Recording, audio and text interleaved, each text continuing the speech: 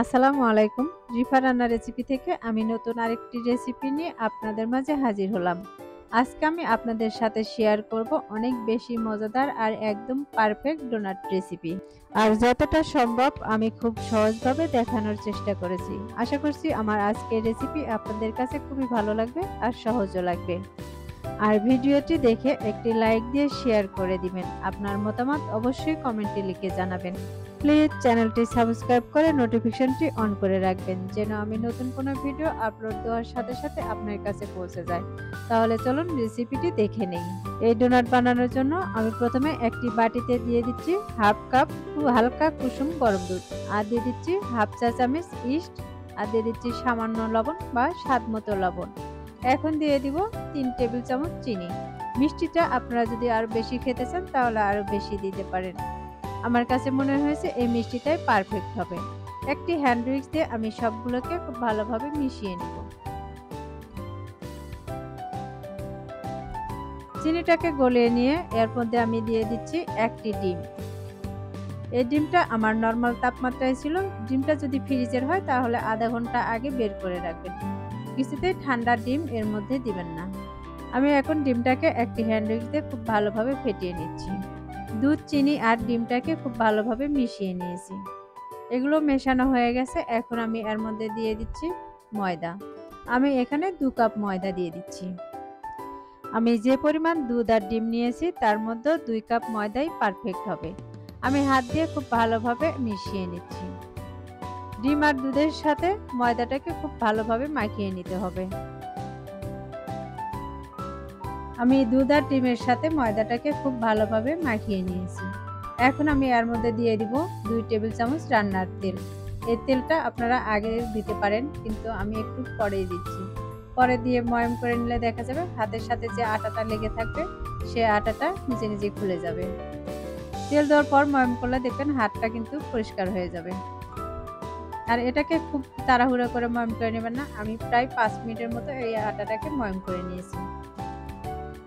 এখন আমি এর উপরে আরো সামান্য কিছু তেল দিয়ে দিচ্ছি যেন উপর থেকে ড্রাই হয়ে না যায়।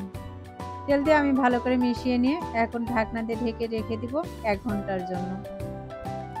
এটাকে আমি 1 ঘন্টা পরে দেখিয়ে দিচ্ছি। 1 ঘন্টা পর দেখতেই পাচ্ছেন এই আটাটা কিন্তু ফুলে ডাবল হয়ে গেছে। আমি এখন হাত দিয়ে ভিতর থেকে হাওয়াটাকে বের করে দিব। আমি হাত দিয়ে হাওয়াটাকে বের করে নিয়েছি আর খুব ভালোভাবে আবারও ময়াম করে নিচ্ছি। এটাকে খুব ভালোভাবে ময়াম করে নিতে হবে। এই ডোনাটের ময়দাটা যত ভালোভাবে ময়াম করা হবে ডোনাটটা তত সুন্দর হবে। এভাবে হাত দিয়ে ঘুরিয়ে ঘুরিয়ে আমি বড় একটা বলের মতো করে নিয়েছি। এখন একটি বোর্ডে নিয়ে নিচ্ছি আর এটাকে আমি একটি চাকু দিয়ে কেটে নিচ্ছি। আমি এখান থেকে 8 পিস করে নিব। আমি 2 কাপ ময়দা থেকে 8টি ডোনাট বানাবো, তার জন্য আমি 8 পিস করে নিচ্ছি। আমি এই 4 ভাগকে আবারও কেটে নিচ্ছি। এখন এগুলো কাটা হয়ে গেছে আর 1 পিস এখান থেকে নিয়ে আমি হাত দিয়ে খুব ভালোভাবে গোল করে নেব। দেখতে পাচ্ছেন প্রথমে আমি এটাকে চ্যাপটা করে নিচ্ছি, তারপরে হাত দিয়ে মুড়িয়ে মুড়িয়ে একটু গোল করে নেব। এটাকে খুব সুন্দরভাবে হাত দিয়ে মুড়িয়ে মুড়িয়ে গোল করে নিতে হবে। আমি এভাবে হাত দিয়ে ঘুরিয়ে ঘুরিয়ে ছোট একটা বলের মতো করে নিচ্ছি। দেখতে পাচ্ছেন আমি একটা ছোট বলের শেপ দিয়ে নিয়েছি। এখন এরপরে একটু আটা দিয়ে দিচ্ছি যেন নিচ থেকে লেগে না যায়। আমি একইভাবে আরেকটি বানিয়ে দেখিয়ে দিচ্ছি। এটাকেও আমি হাত দিয়ে ঘুরিয়ে ঘুরিয়ে ছোট একটা বলের শেপ দিয়ে নিব। আর এভাবে আমি সবগুলোকে এরকম বলের মতো করে নিব। আমার এটাও বানানো হয়ে গেছে। আমি একইভাবে সবগুলো বানিয়ে নিয়েছি। আর একটি আঙ্গুল আমি মাঝ বরাবর দিয়ে দিচ্ছি। এরপর আমি 2টা আঙ্গুল দিয়ে এভাবে একটু বড় করে নিচ্ছি। এটাকে কুকি কাটার দিয়ে কাটার চাইতে হাত দিয়ে বানানোই ভালো হয়। আমি একটাকে বানিয়ে নিয়েছি, এখন আরেকটা বানিয়ে দেখিয়ে দিচ্ছি। আমি কিন্তু হাত দিয়ে দুপাশে এরকম করে নিচ্ছি আর একটু গোল করে নিচ্ছি। আমার এটাও বানানো হয়ে গেছে। আমি একইভাবে সবগুলোকে বানিয়ে নিয়েছি। এখন এগুলোকে আমি তেলে ভেজে নেব। আমি প্যানে তেল দিয়ে হালকা গরম করে নিয়েছি। আর এই তেলটা কিন্তু খুব গরম করা যাবে না, হালকা গরম তেলে এগুলো দিতে হবে।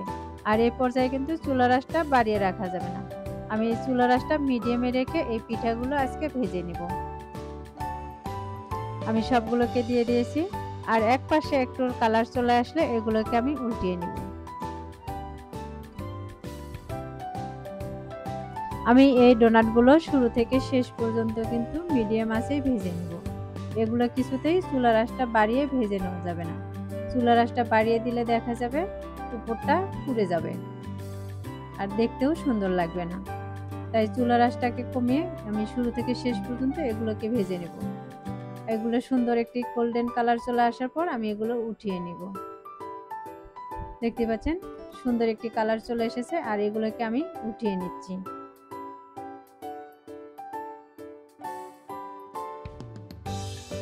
আমি সবগুলোকে একটি প্লেটে উঠিয়ে সাজিয়ে নিয়েছি আর উপর থেকে একটু গুঁড়ো দুধ ছড়িয়ে দিচ্ছি। এই গুঁড়ো দুধটা দিলে দেখা যাবে দেখতেও ভালো লাগবে আর খেতেও ভালো লাগবে। এই দুধটা দেওয়ার পরে দেখেন কত সুন্দর দেখা যাচ্ছে। এই ডোনাটগুলো খেতে কিন্তু অসম্ভব মজার হয়। আশা করছি আমার আজকের রেসিপি আপনাদের কাছে খুবই ভালো লেগেছে। এরকম সহজ নাস্তার রেসিপিগুলো দেখার জন্য আমার চ্যানেলটিতে একটি লাইক দিয়ে শেয়ার করে দিবেন। আর প্লিজ চ্যানেলটি সাবস্ক্রাইব করে আমাকে সাপোর্ট করবেন। আজকের মতো এখানেই বিদায় নিচ্ছি, সেই সাথে পরবর্তী রেসিপি দেখার আমন্ত্রণ জানাচ্ছি। সবাই ভালো থাকবেন, সুস্থ থাকবেন। আল্লাহ হাফেজ।